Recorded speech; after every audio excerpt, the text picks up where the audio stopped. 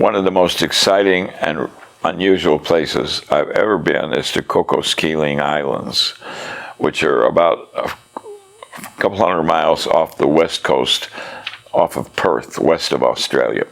Okay. And those islands were, there was an atoll there, Cocos Keeling, and there were mixed population there, Malaysian, Chinese, Australian, and some of those islands were owned privately by a gentleman who had a colony set up, and every married couple had a fishing boat and was private. And you had to get permission from him to go there, and I got permission. And the American military had a base set up on Cocos Keeling, from which they could access the Vietnam War and Southeast Asia. So I got, this is on my own without Chuck. I got the Australian Air Force to fly us there and land us there. And what a pleasure. This gentleman that owned the private islands was so hospitable, and it was so nice to visit and learn their culture. The other part of the atoll had the landing strip on it. Well, right on the landing strip, there's a building with air conditioning, a big tower sitting right there, about 50 feet high, which was easy, with a ladder. We mounted our tribander, and we had great communication from there, both long and short path to the U.S., and was there for quite a spell, and it was very easy and great propagation, especially during that part of the cycle, sunspot cycle.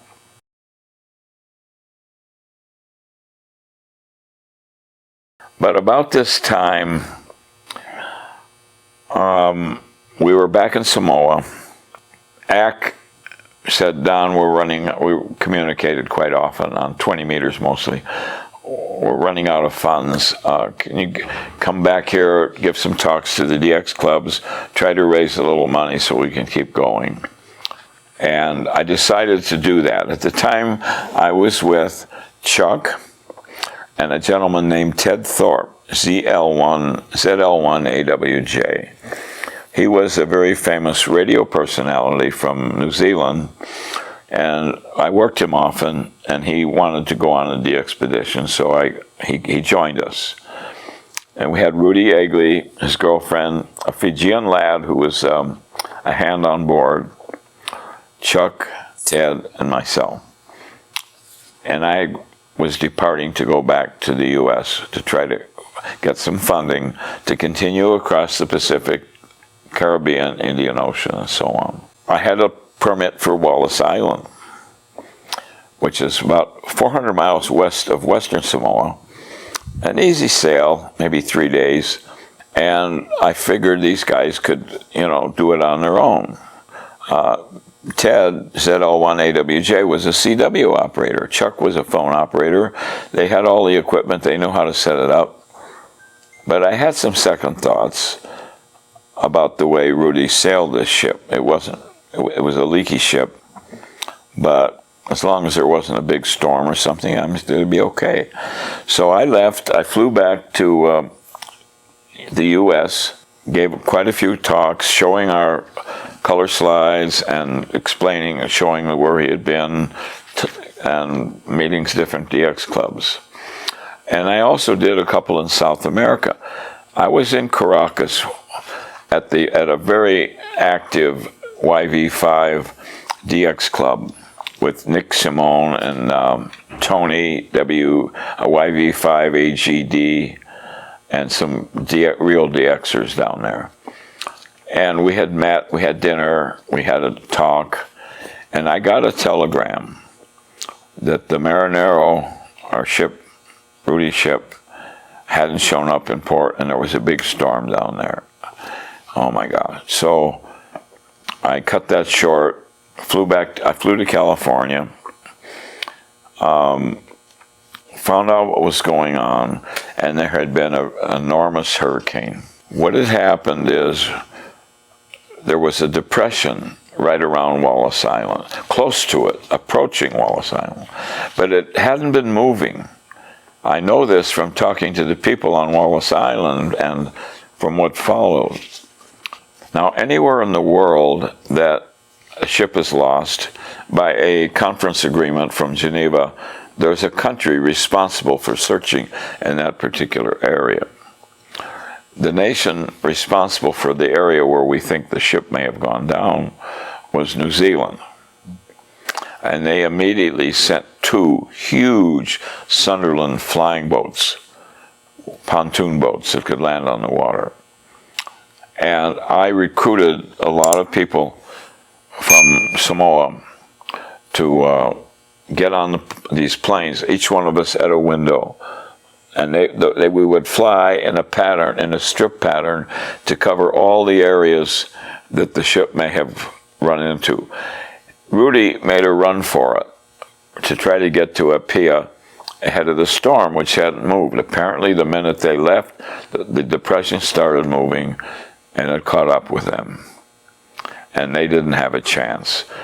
A 100-ton Korean fishing boat went down in that storm. It was one of the fiercest in the area for anybody could remember. So we flew for a couple of days over all of the possible, we thought, all of the possible areas where they could have landed on some island or looking for debris, anything we could find.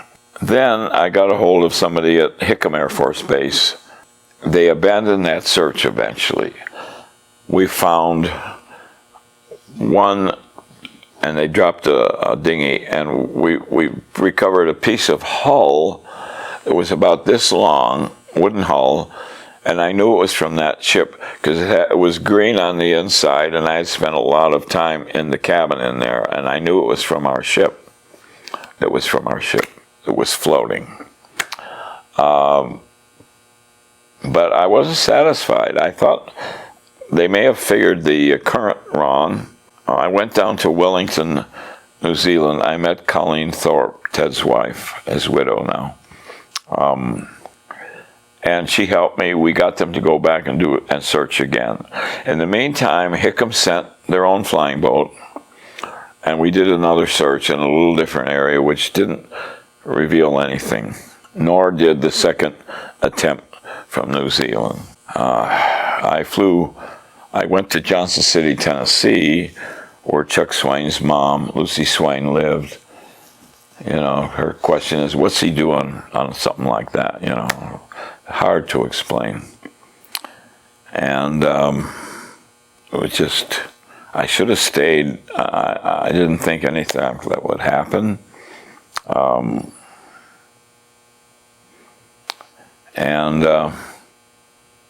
I told both of them, Colleen and Lucy, I said, this is it. No, they encouraged me to complete the plans that we had.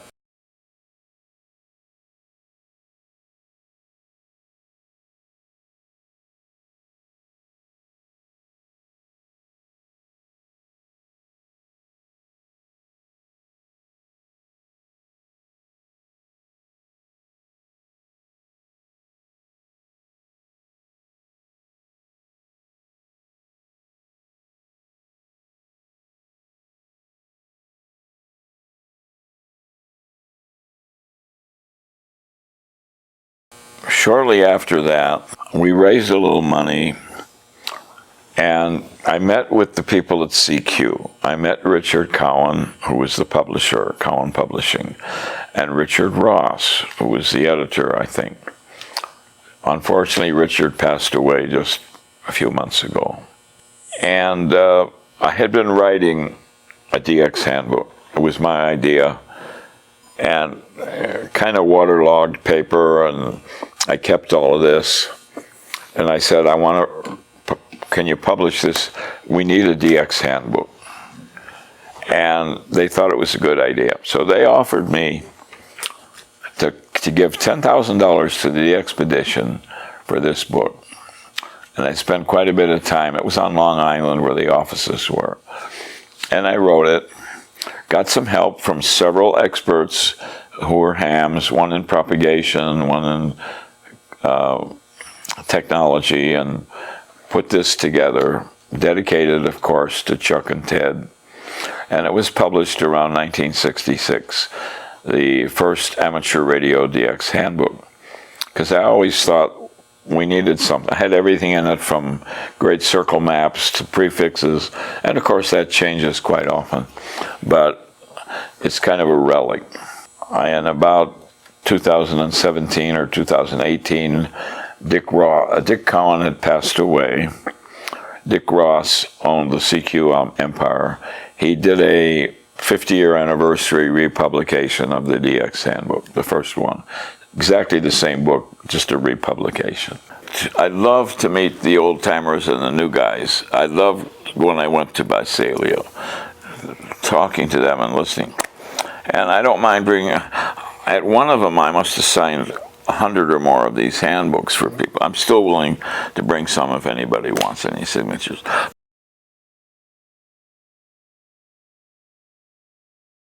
Split frequency operating had been used, but very sparingly. I decided to use it all the time. It was such a great tool for a DXpedition operator to move the pile up, to learn how to space out the stations. The whole goal was to work more stations effectively in a shorter time and make more use, because you never knew how long we were going to be in a place before we had to go somewhere else, because of the nature of when we were traveling, the transportation uncertainty that we were in. I use split frequency all the time, sometimes to an extreme, and always made an attempt to keep my frequency clear so people could hear me. And then you had these idiots that would jam you, you know, and how to get around that. You always have that. I loved particularly to pick out weak stations. And when I teach or talk about the key to DXing, it's always listening. Listen. My hearing isn't what it used to be because of my military injury, but that's the key.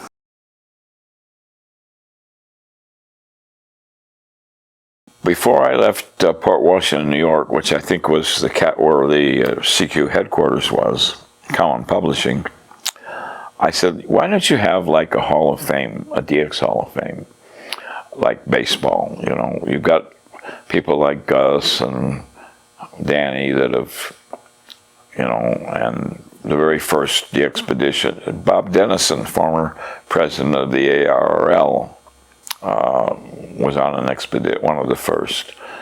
And the Scott expedition to Antarctica was one. Why don't you have a DX Hall of Fame and honor those that have contributed so much to, I had myself in mind. So it's kind of ironic that now we have the DX Hall of Fame with hundreds of members. Some of them have never touched a key or a mic, but they've helped. And I've kind of been blackballed from that. Kind of embarrassing. So I'll talk about that a little bit later. So the DX handbook gave us some financing. And I flew back to VQ4, Kenya. Somebody I knew there that was in the British government that was operating from Kenya. I think it was VQ8AA, Alpha. And I wanted to go to the Seychelles. And I was in Mombasa, Kenya. And Seychelles was not a popular place you could get to very easily. There was no airport there.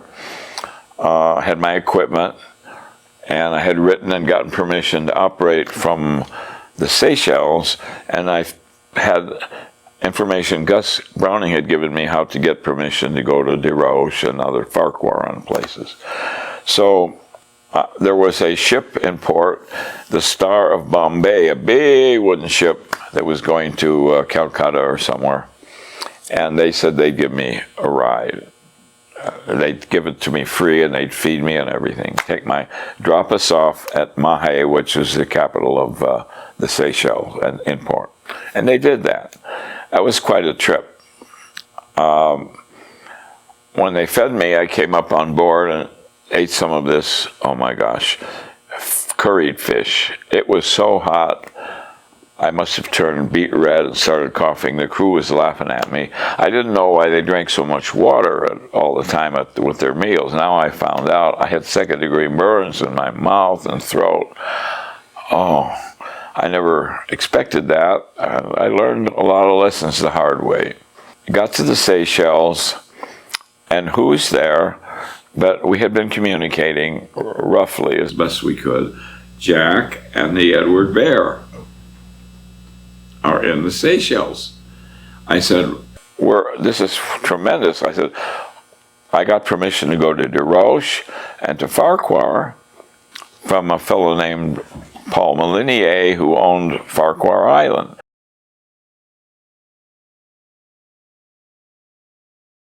So going back to the DX handbook, what is it that you did differently? I know there was a few firsts in the DX handbook. Could you talk about that a little bit?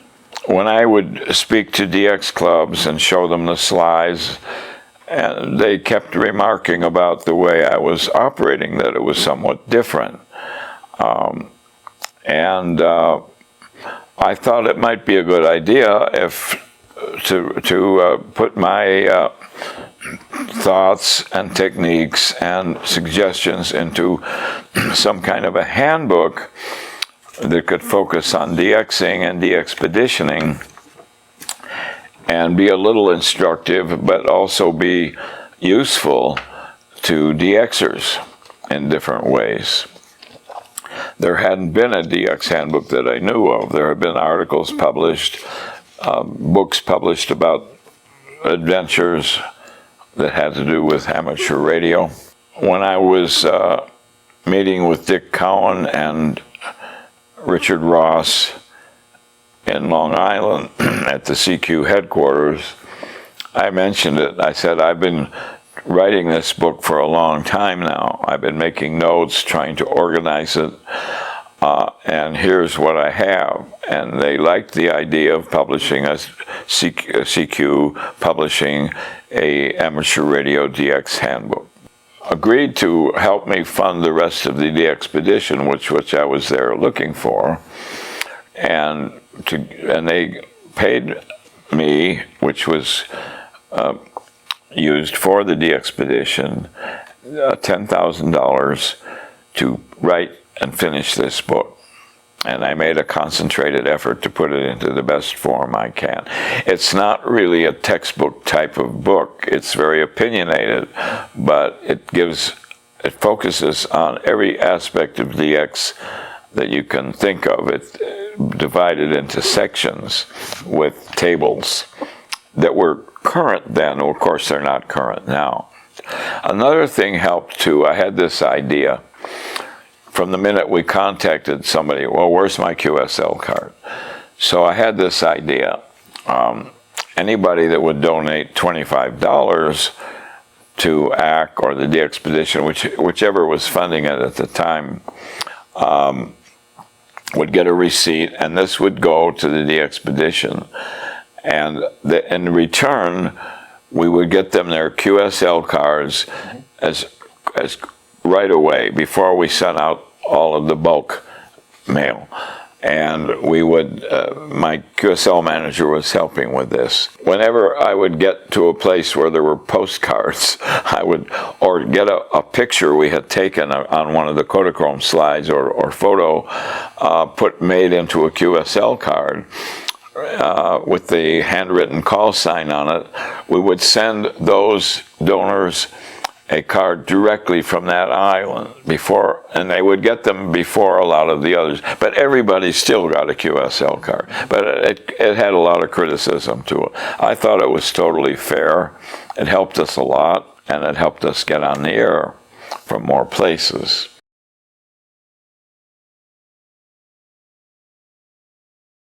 I met Rudy Egley, a physician from Hawaii, and his girlfriend, Karen Onishi, who were sailing the Marinero when I was in Samoa, Pago Pago.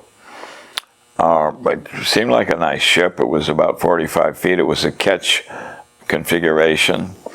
They had come down from Hawaii visiting some of the islands.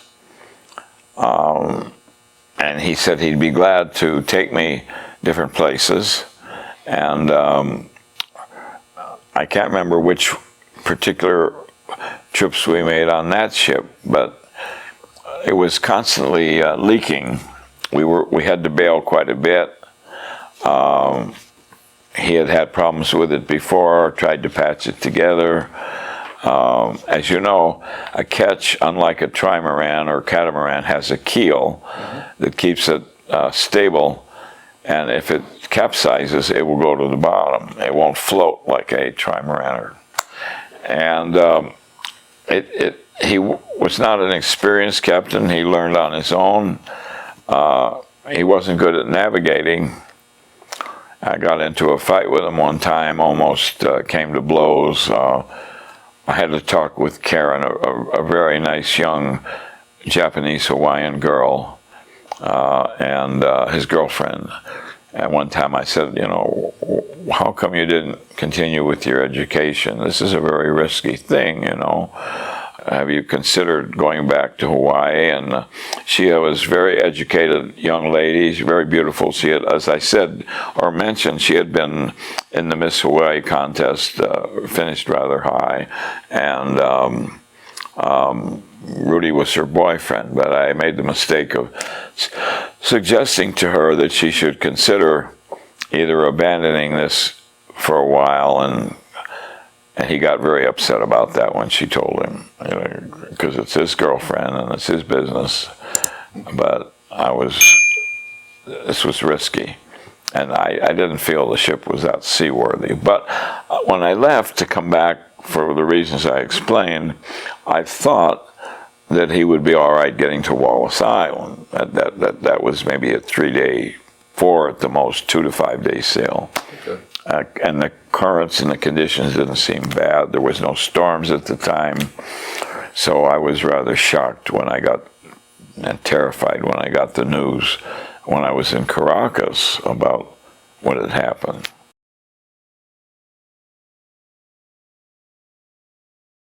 I went back and wound up in the Seychelles, as I mentioned before. Farquhar was very easy. We sailed over there a couple days, a few hundred miles, and there was a building there. Now, different, the islands in the Indian Ocean seem to be a lot different than the Pacific. In the Pacific, they were territorial, a country-owned possession. In the Indian Ocean, there were a lot of privately owned islands. Farquhar and Desroches were like that. So this gentleman, this investor from Seychelles, Paul, gave me permission to go to Farquhar. And there was an island, and by the way, I don't think Gus Browning was on Farquhar, because Paul never heard of him before, but you needed his permission to go there. And they exported copra. They took coconuts and baked them and made copra, and they exported a lot of copra. It was a very profitable business.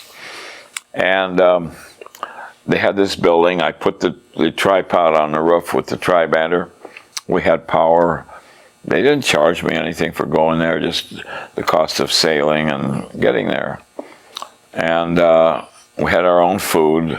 Stayed there a few days. It was an easy operation. The weather was good.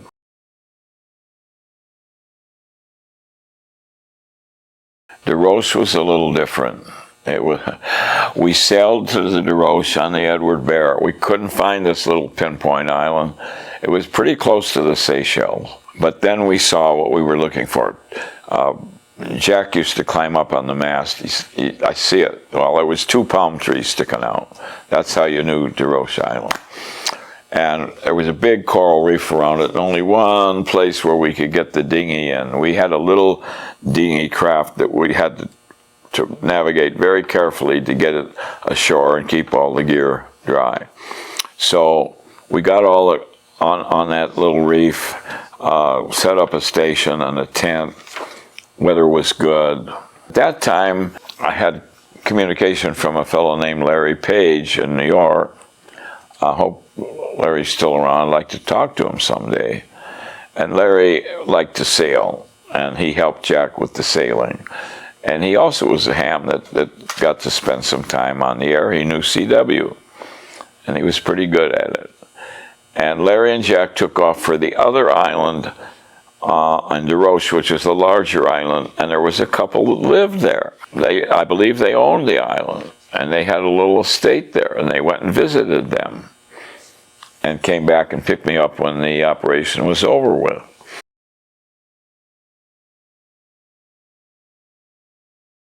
I should mention that I and Chuck faked a couple of operations in the Pacific. We sailed over where Minerva Reef was supposed to. I could swear I could see a wreckage down there at one time, way below the surface. So there was a reef there, but it was underwater. And Maria Teresa Reef actually doesn't exist. Those were faked operations. Throughout the entire DXpedition, there were 7 disqualifications by the league, which should have been disqualified because they really didn't exist.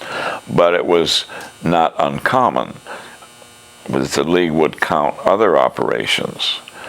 Now, when I was in the Indian Ocean area, I was trying to get to Bouvet and Heard Island. Heard Island was number 1. I had a license to operate there, VK2ADY. That came into question later, but I didn't know how to get there. Gus Browning himself had given me the contact information for the ship that took him to Bouvet. I wrote to this gentleman that owned this ship up in Norway. It was a Norwegian ship. And I was shocked to get a letter back saying, "Dear Dr. Miller, received your letter," and the letter went something like this: "It would be very treacherous and very risky almost any time of the year, especially when you wanted to go to land on Heard Island. But why don't you just do, and we can help you with this, what Gus Browning did. He operated from our ship, and we weren't really close to Bouvet." Now, that was a shocker. I faked Heard Island. It was one that shouldn't count. There were a couple that the league discounted that should not have been discounted, and I want to get to Navassa later. That particularly bothers me to this day. My problem is I didn't admit my faults soon enough, kind of like Pete Rose. So Heard Island was eventually faked, but not like Gus Browning told me. He said, "Don, all you have to do is go up to Alaska or somewhere, which is on the exact opposite, the antipodes, what do they call it, when you're at the exact opposite pole from where you're another place. Anti-something. I can't think of the name. And nobody will know which direction it's coming from." No, I didn't do that. That's what Gus suggested one time in person, when we met in person in Georgia. While all this was happening, while I was in the Indian Ocean, I still wanted to go to Mauritius to get to Rodriguez Island and to get to St. Brandon, which was Carajos Shoals. Those were rare. I was back in Mozambique with the most active amateur there. I can't remember his name. Very nice gentleman. When I learned that the league was not, they said they wouldn't honor any more of my operations. And then I interrupted things. I still had some cash left. And I had help from a gentleman in Continental, by the way, that had connections with other airlines. I flew back to California and then later back to the East Coast. The league had published a picture of Herb and I, Herb Klein, K1IMP, and I, faking St. Peter and St. Paul rocks. Herb, who worked for Mr. Waters from the Waters Company, they made a very nice kier and some equipment that he donated to us, met me And we went down to northern part of South America somewhere, and we faked on purpose. It was my idea, my fault, St. Peter and St. Paul. Some airhead in the league published a one-page picture with a picture of that Herb and I used with me with us with some equipment on some rocks to try to show that we were there. A dumb idea. And they made it look like they had done the league had done this great investigation and found this like a felony had been committed or something.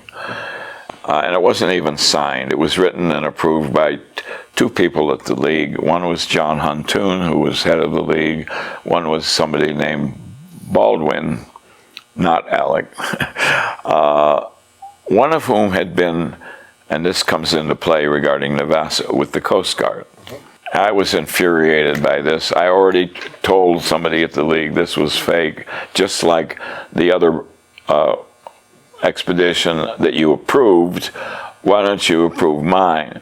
And the league was, there was a particular radio club from New England with a lot of DXers that was had a lot of influence on the league.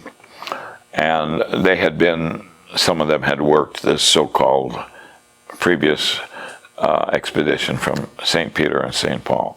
My big thing is, if you're going to have rules, you're going to let some people, everybody, not pay attention to them. Why do you pick on me and approve all these things by Gus, who wasn't on Bouvet, wasn't in the countries in the Middle East he was supposed to be in, Danny, who operated from his boat, but you won't count any of mine. It was all like a game to me. That's no excuse. You should never fake an operation, but I did, and it was a mistake.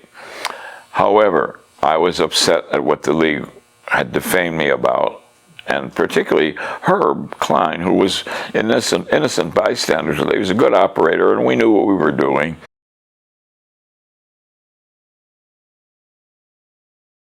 I happen to know somebody in Melvin Belli's office who was a prominent torts attorney from California. They represented me, and I sued the ARRL, and it wasn't pleasant. I sued them over defamation and not counting my operations while they counted others that were illegal, and just the inequity involved and the injustice, it seemed to me. Well, I'll get into the details of how that played out, but it did result in some needed changes. There were more or less strict enforcement of the DXCC rules, which were rewritten to apply to everybody after that. And that's no excuse, you know. That's one of three big mistakes I made on this DXpedition. That's totally my fault. I'll say that now, but the suit came to a hearing in Newington or somewhere in Connecticut with the league's high-level chief counsel from Washington, D.C., and me, and an attorney from Melvin Belli's office. It was very contentious. Vic Clark was there, some really fine people that I have a lot of respect for. W4, I think it was KFC, Vic Clark, a very fine man, serviceman and DXer. And Huntoon was there and their officials. Well, something had happened in the meantime, and I don't mind talking about it now. I was brought up part Lutheran and part Catholic. There's some Jewish blood in my father's side of the family. Iran was number one on the wanted list. We had an ambassador in Iran that was a ham, and he was going to have me there to operate. And that's where I was planning to go when I was in Africa. Somebody from the ARRL, I won't mention a name, actually I can't remember it, but I have the documents somewhere, had written a letter disparaging, calling me a Jew and somebody, and he had called the ambassador and said, wait a minute, this guy, he's Jewish. Well, I'm not Jewish, but I have Jewish blood in my family. And I didn't make any secret about it. So I got him on the air one day. He said, Donna, can you get a phone call? So I talked to the ambassador. He says, Don, are you of the Jewish faith? I said, no. I explained that I had some Jewish blood in my family on my father's side. Well, it squashed that operation, put it. And I was a little afraid to go there. And you couldn't go there from certain countries anyway. The Middle East was a mess at the time. I had those letters with me. I showed them to the chief counsel for the league. They didn't want anything like that coming out. There were 2 people high in ARRL that were anti-Semitic. Even though a great number of the DXers from the club that had great influence on the league were of Jewish ancestry. I had some really good friends in that club. There were 2 kind of competitive clubs. One was the Northern New England DX Club, or the Northeast DX Club. I can't think of the name of it. I think W9WNV was in that. The other was the Long Island Association DX Club.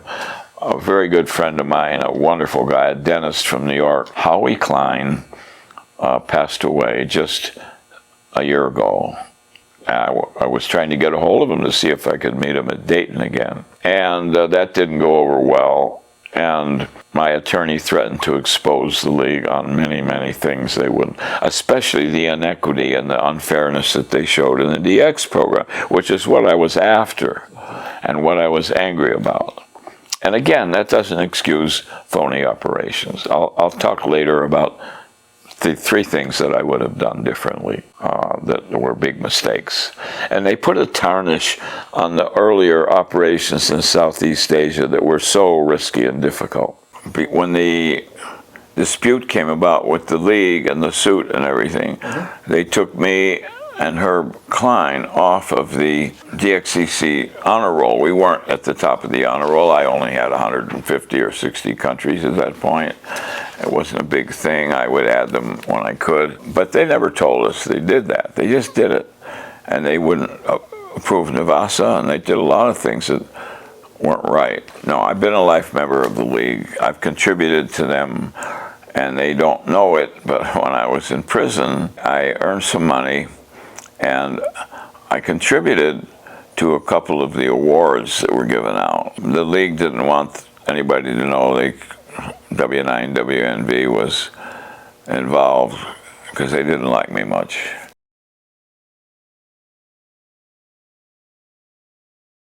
I have to tell you about one in the Caribbean that I missed because I was with Herb Klein. Herb and I wanted to go to Navassa, which should count to this day. Navassa was kind of run by the Coast Guard, and one of these gentlemen at the league who had served and kind of thought he was in charge of that, but he had no say in it. I did my own research. You didn't need permission from the Coast Guard to go to Navassa. That was a myth. That's why nobody went, because this gentleman was, oh, you've got to get permission. They're not going to give you permission. I contacted the Coast Guard on the East Coast and in the Caribbean. They said, we don't recommend it. It's at your own risk. Be careful. Herb and I said, let's go. So we were on this very capable fishing boat, sailing up the Windward and Leeward Islands, finishing the fake St. Peter and St. Paul operation, headed for Navassa. We stopped briefly on southern Jamaica, a couple of fishing villages, and then I had done my research on Navassa. There's an island which is the Dominicana and Dominican Republic and Haiti on the same island. We stopped in the southern port there on the way to Jamaica, which is off the western edge of that island a ways, at a place called Jacmel, Haiti. Jacmel, I think it is, or MAL, because we needed to refuel. This ship needed all the fuel it could handle, because if we could get up that ladder and get our equipment up on Navassa, it had to stay in that area for a while to get us off. With all the money I had left, we did the Navassa. when we got to Jacmel to refuel, we were boarded by some very angry Haitian policemen. And there was the big uproar in Haiti at the time. And this was during the time of the Cuban crisis at the same time. And they boarded us and seized all of our radio equipment and everything. And they took it out on the pier, opened it up. What's this? What's this? Well, they spoke French and some other language that we didn't speak, so communication was very difficult. And we were scared. We were under arrest. They were going to put us in custody in Haiti. Well, you try to explain to some military that all of this beautiful Collins equipment is amateur and not professional and not military. We stayed there. We offered to make phone calls. We did everything. We had our passports. Got out of there with our lives, bought all the fuel we could handle, and went to Navassa to get on that island. In the meantime, when we were sailing up a little bit west of the Windward and Leeward Islands and headed for southern Puerto Rico, which is where we wanted to refuel, and we did, for a town called Ponce on the southern coast of Puerto Rico. The captain was, his name was Cristobal. He was Venezuelan. The ship was registered out of Venezuela. And there was a crisis there as well. I seemed to be traveling at the wrong time of the year and all during the wrong times. But that's the way it went. So a hurricane was coming out of the Pacific like it usually does. And it was bound right for Puerto Rico. And I couldn't figure out exactly where we were. We had a transoceanic portable Zenith radio with a loop antenna that we could see direction. I could get the radio station of Puerto Ponce, but I didn't know what side of the island we were on. I couldn't figure that out. And we had a ship-to-shore radio on that ship, 160 meters. And I got on there, and all these yachtsmen from the Ponce Harbor were talking about how they were preparing for the hurricane, and I couldn't break in. Break, SOS, emergency. No, I couldn't get through, and the battery was going dead. All of a sudden, here's this S9 plus a million dB signal saying, is this the name of our ship? I said, yeah, that's us. Who's this? This is the Coast Guard. We're going to point you toward Ponce. Just follow us. And here comes this big orange plane right over us. And they stayed on the line with us to get us pointed the right direction. A gift from God. Oh, my heavens. They heard us, but the people in port, I guess with weaker reception or noise, couldn't hear us. And we got into Ponce. Well, the hurricane, in Ponce, the water was like glass. The sea had been very calm. It wasn't the eye of a hurricane. The hurricane veered, like many do, and went east and up the coast around the outside of Florida and missed Puerto Rico. Well, before leaving Ponce, I stopped at the Coast Guard office, and they gave me a port clearance to land in Navassa, for Navassa. So I knew it was legal. It was in American territory. It was operating portable. We would be there, but we had to get on the island. Here's Navassa, a rock sticking straight up. The number 1 or number 2 most wanted country. And here we are on this ship full of equipment. And the waves were bashing against the cliff. And here's this ladder. It wasn't secured at the bottom. It was flapping. It was at one time, I think. And we couldn't get close enough without having the ship crashed against the rocks because of the swell and the current and the direction. But we got very close once or twice, and Herb could grab a hold of the ladder, so we decided he was going to go first and I would follow him.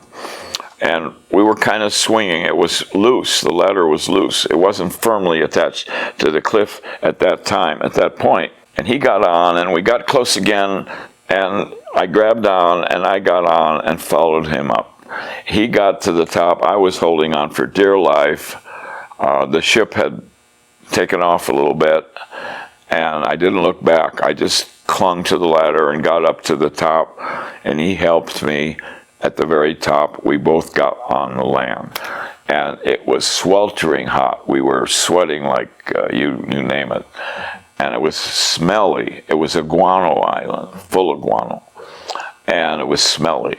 Well, now we're up here on this island in the heat, and now we've got to get the equipment. Well, Herb and I had taken some rope up there to do this. We had planned this, and we made like a pulley, and we threw a rope down, and Cristobal knew what he was doing, and one by one, these Samsonite suitcases and boxes, we got them to the top on the shore. We got everything on there, including some provisions, dehydrated food, water. Thank God we had a lot of water. And we got the tent set up. And again, it was sweltering hot. We got the table set up in there. We got both of the, and the equipment we took, I've already described how I prepared it. Before I left to go out across the Pacific, I bought 2 Sears portable generators. You could, maybe 30 pounds, you could lift one. They held maybe 3 gallons of petrol, gas. And that would last with 100 watts and a station operating for maybe 5 hours. Now, later we got a 30L1 linear amplifier from Collins, also in a suitcase.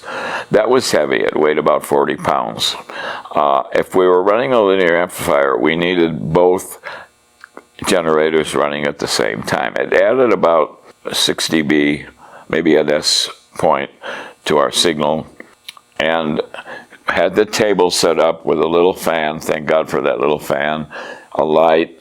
We were just dripping in sweat. It was so hot and humid, and bugs all over the place from the guano.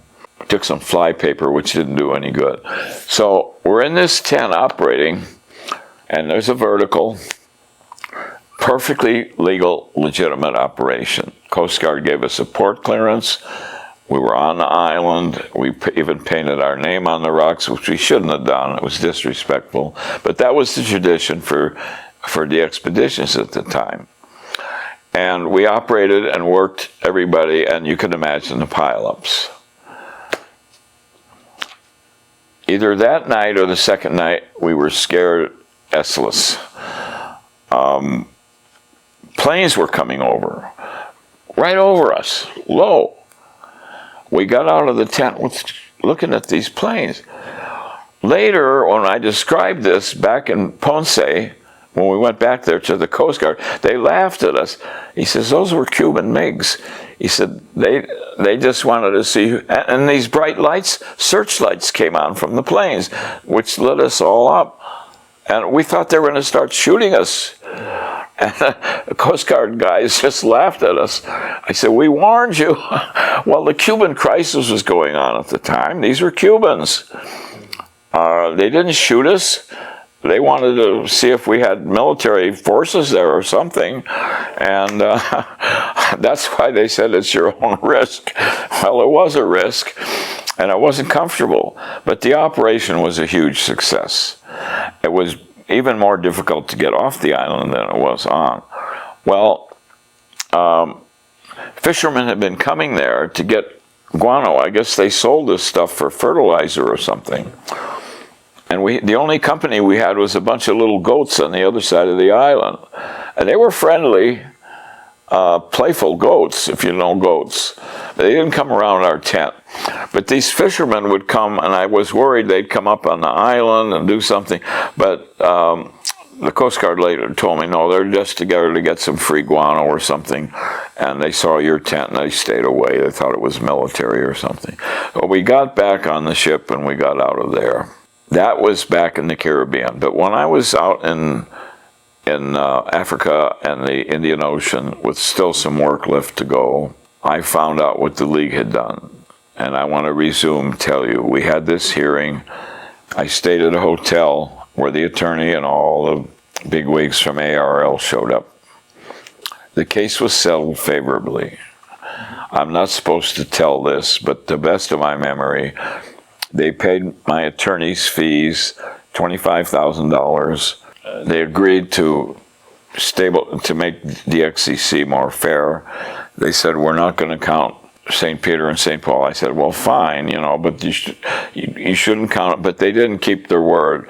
They counted it still for the other DXpedition, but not for us. And I didn't know until later they removed me from the DXCC list. I only had about 160 countries. And they removed her from the DX without even telling us. And they didn't count Navassa, which was 100% legal. What do you think that was? Because they didn't like me, because I sued them. And we were things that Bob White had approved and done, and they canceled out. I didn't mind them canceling that some of those reefs didn't exist above water. They shouldn't have canceled. They should have canceled, but not Navassa. That was legal. And what really irked me is the next DXpedition to Navassa, which was millions of dollars, or not millions, but tens or hundreds of thousands of dollars. Oh, we're here. We're the real expedition here. BS. We were the real expedition. We activated Herb and I, Navassa, 100% legal. After I got through my misfortune and was released back into custody, I contacted the league and I sent them a nice letter. Would you please reconsider this? Well, something happened, and I don't know who did this, but a letter showed up from some admiral in the Coast Guard. I never heard of this guy. I never wrote to him. Allegedly typed out to me, giving me permission to land on Navassa, which I don't know how that originated. I didn't fake that letter. I had no reason for it. I didn't know this guy. And the league said, oh, look at this. This shows that it was fake. And I don't know anything about that. I don't know who originated it. I do know that it was either Mr. Huntoon or Mr. Baldwin that had formerly been with the Coast Guard and was very upset that we operated there and they didn't have control of it. That's all. I'm presuming that. It's water over the dam. DXCC is a lot fairer now. It was never fair to me, not the league. Finally, we got plenty of guys were sending in $25. They got their QSL. Everybody got QSL. I don't know what happened to all of the logs. Perhaps if I can contact the family of I think he passed away, of our QSL manager. He may still have some copies, because people write to me and email me still wanting a confirmation, and I can't do it. Even a confirmation from a place like Maria Theresa Reef, which doesn't exist. I'd be glad to send them a card and explain it, but I don't have those logs. What bothers me most is I don't have the photos of the places where we were, which I did show to a number of the DX clubs.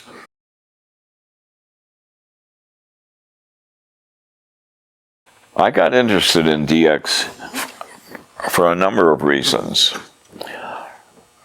During the Cold War, we could still talk to UA, Russian Republic, hams, who were very active. And I thought this was great. We didn't dare talk about politics or governments, just exchange names and became friendly that way. And I did that when I was in Korea. There were a couple of very strong signals out of Sakhalin Island, which was north of Japan, which is part of the Russian Republic. And we became friends, and I thought, DX is so great for everybody. We can be friendly with somebody that's, politically opposite from us. I loved DX for many reasons, and it gave me so much, I learned so much from it. It was a great part of my life. During my time in DX, I want to tell you the positives, some of them, and the negatives. I think, and I tried to set a good operating standard. I learned to log with my left hand, and send with my right hand. And I learned my hearing wasn't very good at that time, but I trained myself through the worst of conditions. I told you the sunspot cycle was bad at the time, but I am so grateful to people like Bob White and Ellen White, bless their souls, and at the league and from all over that helped so much. My QSL managers, ACK, who helped to sponsor, I think Danny a little bit, mostly Gus. To Gus, legal or illegal, doesn't make any difference. They did a lot for DX, and I tried to set a standard of operating, and I could learn to answer 4 or 5 call signs and get them all QSL and verified properly, and work DX fast in that way and other ways. Gus had tried some split frequency operating, and I made it a habit, tried to promote it more, and always kind of stuck to the same frequencies. I learned how to vary where the pack is calling you and manipulate that. I learned different techniques. For example, I would answer a signal, K6ZZX. Well, there's no such signal, but this would quiet everybody down while they were looking where this station was so they could tail in. I learned how to move the pileups. I learned a lot. I put some of it in my DX handbook, and recently I wanted to write another handbook, and I talked to Dick Ross about it before he passed away, and I wanted to have one that could be, nowadays they put out books that you can, subscribers can get updated pages of new call signs and so on, and now everything's on disc, and it would go real well to keep up with everything, because we have a huge DX fraternity now. I tried to promote split frequency. I invented 5NN instead of 599, and now I would use FFN and so on. At one time, somebody reminded me that I've got records for CW and phone operation and several CQ and ARRL contests. Most of them have been broken now, of course. But I always tried to operate in the contest if there was one when I was on a rare place, which would be a lot of fun.